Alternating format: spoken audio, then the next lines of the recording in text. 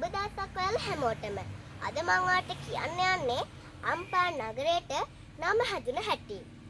ඒ ගැන ප්‍රකට කතාවක් තිබුණා. මේ ප්‍රදේශයේ පාරක් තිබුණා. ඉතින් මේ පාරේ සතුන්ගේ අං වැටිලා තිබුණා.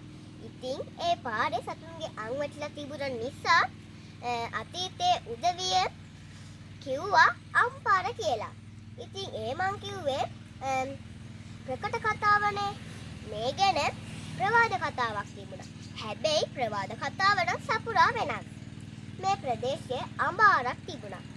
අඹ කියන්නේ පැරණි ඇත්ත වතුරටනේ. ආර කියන්නේ වතුර පහළට ගලාගෙන යන දියත්තට. ඉතින් සමහර මිනිස්සු ඇලදොර වලට කියන්නේ ආර කියලා. ඉතින් මේ ප්‍රදේශයේ තිබුණු අඹ ආරෙන් තමයි මිනිස්සු ගොවිතැන් කටයුතු වලට, ගෙදර දොරේ වැඩ කටයුතු වලට වතුර ගත්තේ. හැබැයි ඒ උදවිය අම්බාරේ වතුර ගත්තේ විතරක් නෙමෙයි.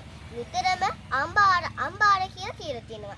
ඉතින් මෙහෙම ටික කාලයක් කියලා අම්බාර කියලා තියෙනවා. ඉතින් ඒකත් මෙහෙම ටික කාලයක් කියලා අම්පාර කියලා තියෙනවා. ඉතින් ඒකත් මෙහෙම ටික කාලයක් කියලා මේ ප්‍රදේශයට අම්පාර කියලා නම පට බැදුනා.